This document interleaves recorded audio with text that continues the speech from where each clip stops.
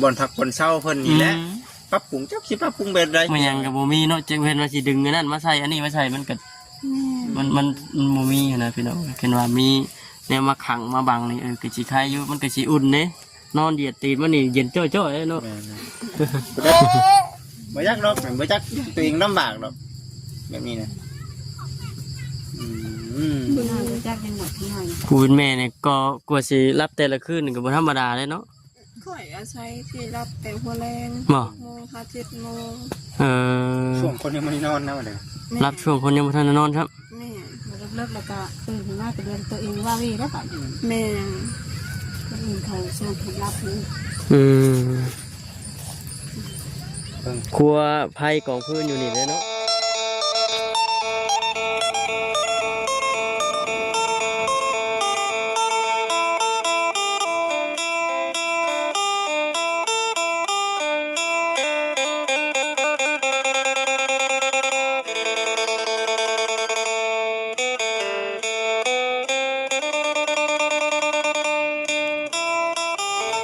เรื่องเด้อ ขึ้นไปแม่สิเอาสาดขึ้นนี่ ย่างก็ต้องมาคิดเนาะ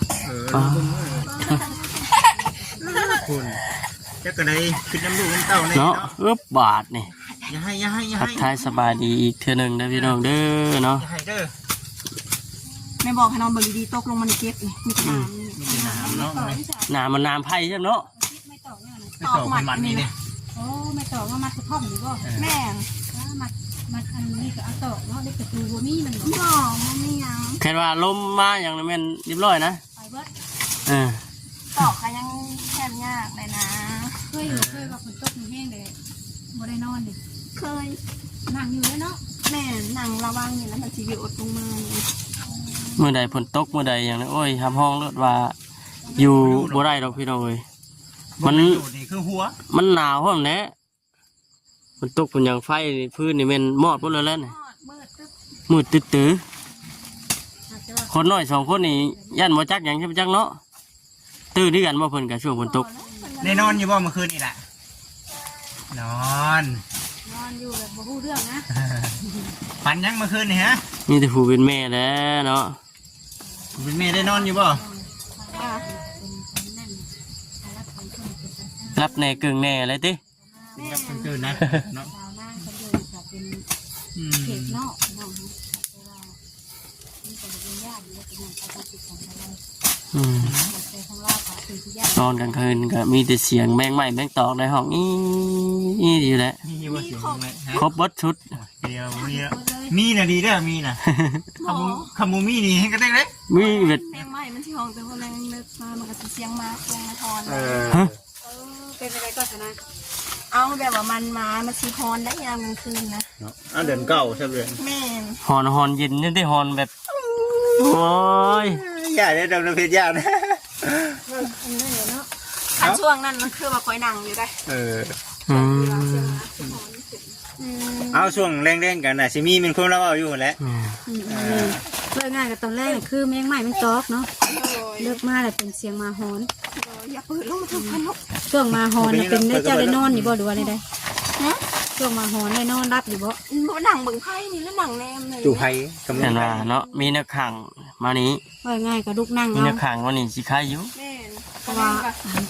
ง่ายกับมาฮอนมันบ่มีไผหรอกว่าสินอนรับเนาะพี่น้องก็คิดแต่อย่างเดียวเนี่ยอยากใกล้ชอบเป็นข้างคืนกับบ่มีแบบชวดเสียดซะนะบ่มีแบบชวดเสียดแถวกลาง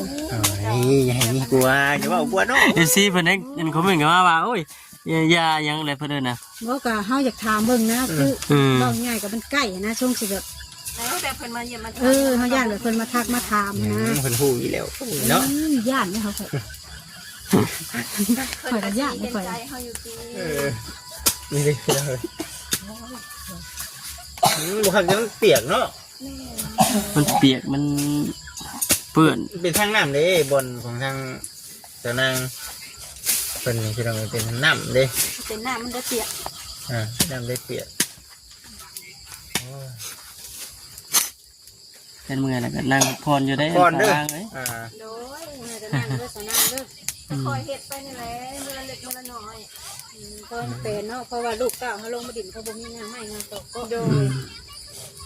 อบ่ได้เหยียบนอนเหยียบ มัน น้ำ จะเป็นป่าเป็นลงอยู่ดี มีกบน้ น้ำเนาะน้ำมันไหลมาแต่พุ่นพี่น้องปลาซาเนาะ เอาลงเลยแม่ เอาลงได้ไหม ำเป็นอยู่นะ บ่เป็นยังไงมาเอาลงมาเลยปึ๊บอ่า มีแต่ส่งเสือบ่อันนั้นน่ะ แม่ส่งเสือลูก เออ ก็กดเสืออะไรดำโตดำ อืม นั่งอยู่แม่สาวนะ ตีกาเพิ่นเคยเข้าโรงเรียนบ่ผู้น้อย คนก็ได้ บ่เคยเข่า บ่เคยเข้าเที่ย แม่ มันยังมีคนเคยเข่า ยัง เนาะ ไม่เคยเข้า แม่ เที่ย ง่ายๆก็คือว่านิ้วเป็นยังน้อยบ่ มีแต่อยู่น้ำแม่ แม่เราไม่ได้นั่น นิ้วน้อยก็ยังบ่เข้า อืม ด้านลง ด้านเป็นครอบครัวนี่แหละแม่นบ่ แม่ ยังบ่คงที่พี่น้องถ้าเป็นลูกเขาเฮียนก็ จะเข่าอยู่บ่ คงที่ บ่ บ่เป็นห้องหนังสือป่ะ แม่คนว่าอ่านตัวหนึ่งก็บ่ได้เลยเขาก็บ่ได้เรียนแต่น้อย เจ้าก็ไปขังซื้อคือกัน โดย เบิ่งอยู่ๆมียังมาน่ะ โอ้ย เบิ่งมี ตื่นแท้โอ้แต่ตื่นแท้ โอ้นี่ ไก่ไก่ป่า ป้าพี่น้องเอ้ยบ่ว่าสิว่าเราตกใจบ่ตกใจเนาะเก่งยอมรับว่าเราอยู่ได้พี่น้อง สิ เอ้ย ก็เก่งอยู่น้องน้ำเพชรย่านได้น้องเพชรเนาะ โอ้ยช่องบักแห้งนึงแล้วก็ล่ะอ๋อทั้งอันเจ้าก็บ่ได้เฮียนหนังสือบ่ได้เข้าเฮียนเนาะ โดยบ่ได้เขาเอาเงินแต่น้อย เป็นหยังสาเหตุ ใช่เห็นกันอย่างว่าความลำบากนี่แหละความลำบากแต่พ่อคนแหละพ่อพาลำบากเลยบ่มีโอกาสได้เรียนนะ โอ้คือตั้งแต่ว่าพ่อแต่แม่ โดย อืม ตั้งแต่แม่เสียไปก็บ่มีโอกาสสิได้เรียนลำบากเลยนะ เป็นถ้าปัจจุบันนี้เนาะ โดย เราก็บริษัทครอบครัวใหม่เลยเราก็ได้เนาะผู้ โดย หรือว่ายังเรายังตั้งสั่งข้อจะว่าเราสิกลับมาหาเจ้าอยู่กับประจักษ์ ยก อาจสิเป็นไปได้ถ้าว่าเฮามีที่ครึ่งหั้นนะ แม่ ที่เป็นเห็นเนาะ เพราะว่าเขาถามเราอยู่ได้เมื่อวานนี้ถามว่าถ้าหากหาเงินหาคำได้เนาะวิธีมีทางของตัวเองนี่สิเอาพอมาอยู่นำบ่ ว่าผู้เป็นพ่ออันบ่ แม่เป็นพ่อเนี่ยอาจจะกลับมานะ ต้องให้เราแล้วมาอยู่ในเพราะว่าหนึ่งให้เบิ่งหลานนั่นแหละ คำว่าเรื่องอันพ่อนี่มันแน่นอนอยู่แล้วป้าถิ่มไม่ได้อยู่แล้วนะ แม่น ถ้าเขามีเกิดคงที่ยังก็ต้องเอามาอยู่น้ำ ต้ พ่ อง อ ดึงต้องจองเพิ่นมาอยู่นำแน่นะเนาะ คำแสงเข้าไปอยู่น้ำเพิ่นแบบเพื่อนน้องทั้งคนก็ร้ายเนาะ แม่น มันเป็นไปบ่ได้พี่น้องเลย เราอยู่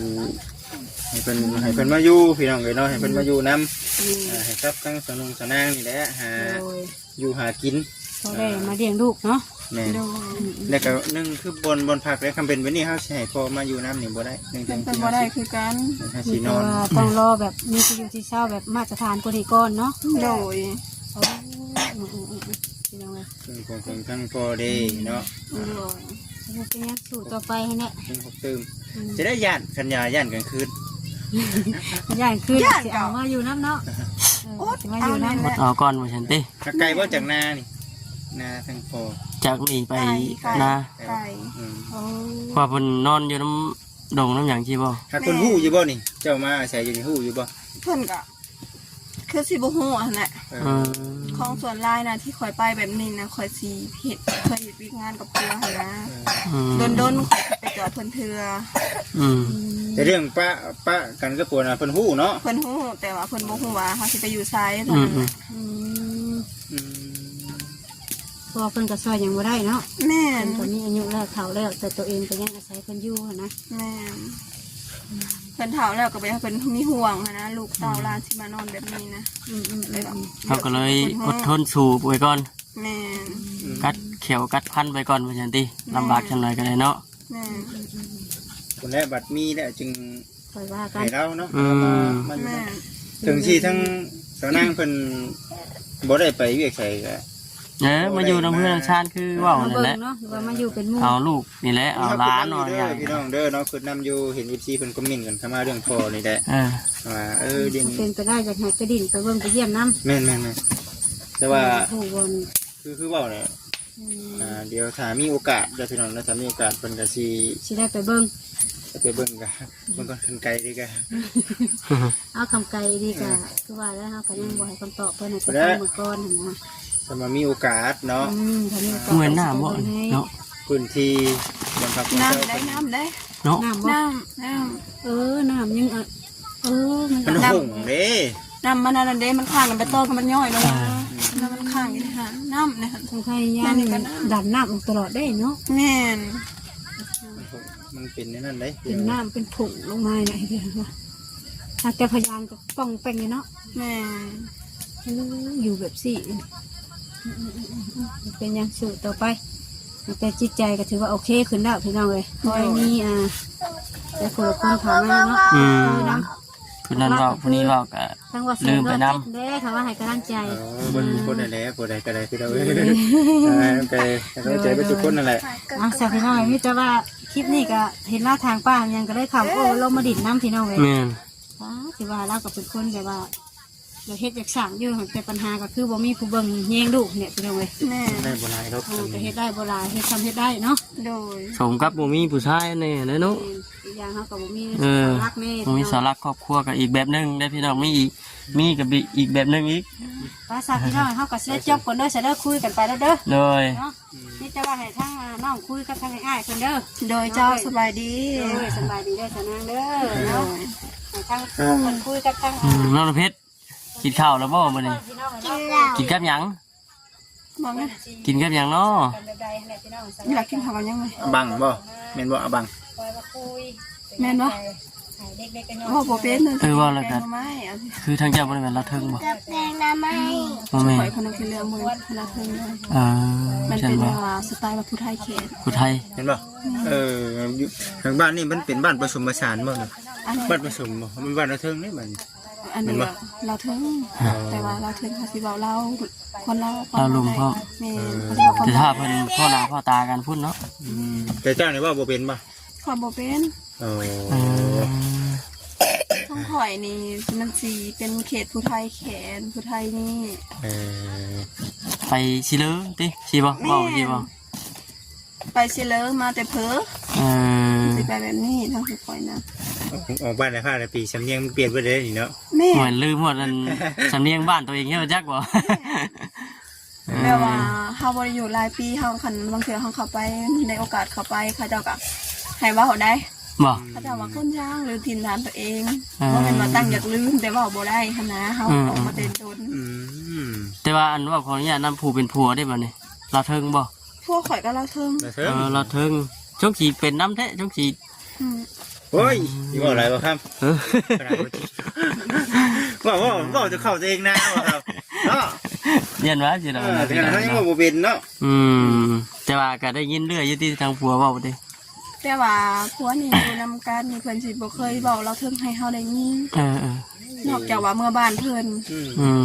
บ่ตีดอกพี่น้องในเรื่องคำเว้าเรื่องภาษา แม่นอันนี้คือฐานไทยเรื่องภาษาท้องถิ่น สำหรับบ่ยิกยากครับเนาะ แม่ว่าคันเพิ่นสิเว้าก็บ่มีใครเข้าใจนำเพิ่นนะเนี่ย ส่วนมากนี่มีแต่คนแถวเฮาเนาะเฮ็ดงานนำกันสิบ่ นี่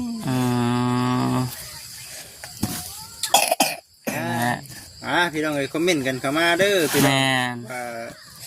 สิเฮ็ดจังใดดีเนาะทาง FC เพิ่นก็ว่าให้ปรับปรุงบ่อนพักบ่อนเช้าเพิ่นนี่แหละปรับปรุงจักสิปรับปรุงแบบใด มันยังกับบ่มีเนาะจึงเห็นว่าสิดึงอันนั้นมาใส่อันนี้มาใส่มันก็ นี่ มันบ่มีหั้นนะพี่น้องเห็นว่ามีแนวมาขังมาบังนี่ก็สิคายอยู่มันก็สิอุ่นเด้นอนเหยียดตีนมันนี่เย็นจ้อยๆเลยเนาะ บ่ได้เดี๋ยวสิปรึกษากับทางทีมงานเบิ่งพี่น้องทางบ่แสนเพิ่นเบิ่งก่อนผู้เพิ่นเขามาหาทางสาวนาง แม่น ก่อนแล้วเพิ่นมีแผนการ ในใดก็ว่ากันเนาะ เพิ่นมีแผนการแบบใดมันเฮาจึงว่ากันอีกเทื่ออันนั้นพี่น้องเอ้ยในเรื่องการปรับปรุงบ่เรื่องพ่อเพิ่นบ่นี่ก็เอาให้มันสถานที่เอาคงที่คนนี้ก่อนพี่น้องเนาะตอนนี้ก็ยังพบใต้พบเหนืออยู่ได้อีกบ่เฮิงบ่นานว่าสร้างได้นี่ว่ามันบ่คักบ่แน่เนาะเพิ่นให้ออกก็ออกได้เนาะหรือว่าคือเฮาผู้มาเบิ่งอยู่ซี่ๆก็มันอยู่ใกล้ชิดนี่เกินไปก็อยากแนะนำให้หาบ่อนหาได้หาสิได้อยู่บ่ได้ดิอันนี้เนี่ยพี่น้องเอ้ยนี่คือปัญหาเนาะนี่คือปัญหาของมันพี่น้องเอ้ยเนาะ ตรงที่ว่าเพิ่นน้องเพิ่นบ่อยากออกไป บ่คันว่าฮู้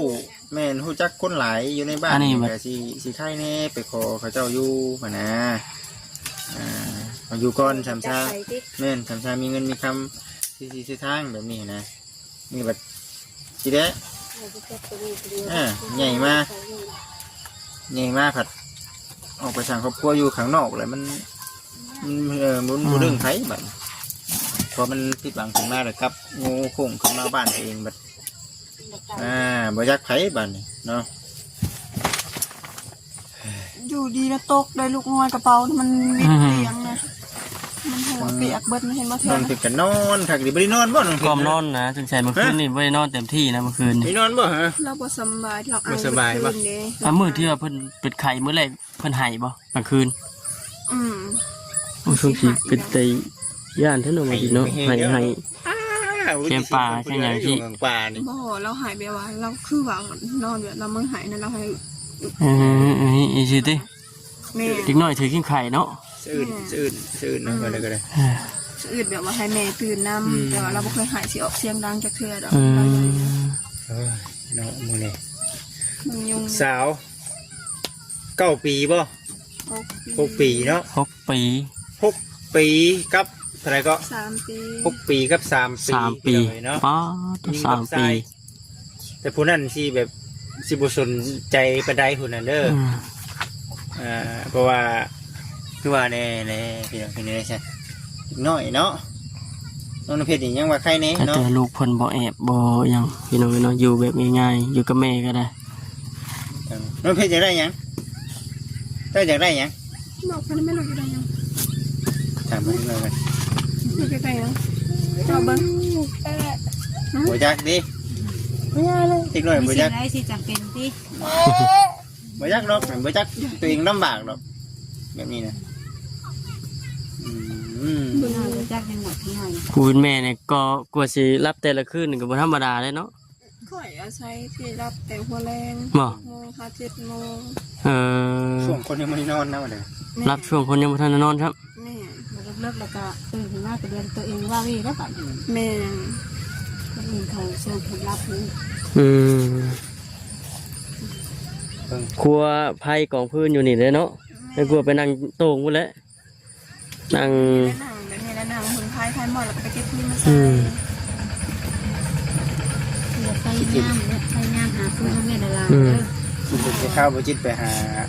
ใส่เวทอยู่น้ำหัวพี่น้อง แบบนี้เลยแหละ อยู่ไทยเนาะ นั่ง นั่ง ปู่ เขา ก็ ไป นั่ง ว่า ทักน้ำไม้นี่ได้หนิมาเผาเนาะ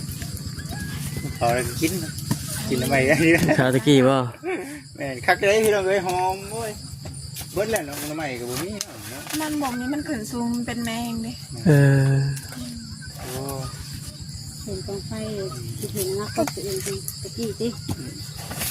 แล้วน้ำยังไหลทึดๆอยู่พี่น้องเลยเนาะน้ำแถวนี้ยังไหลอยู่ มานอน6-7 คืนแล้วก็4-5 คืนแล้วก็ยังบ่ฝันเนาะฝันเด็ดๆเดี๋ยวโอ้ยบ่คักอยู่ดอกพี่น้องเอ้ยเนาะเมื่อไรยันทีใหม่แน่เนาะ ฟันเล็กๆถูก คักเด้อ ปกตินี่เพื่อนได้ถูกเองแล้ว นั่นแหละจังหวะนะ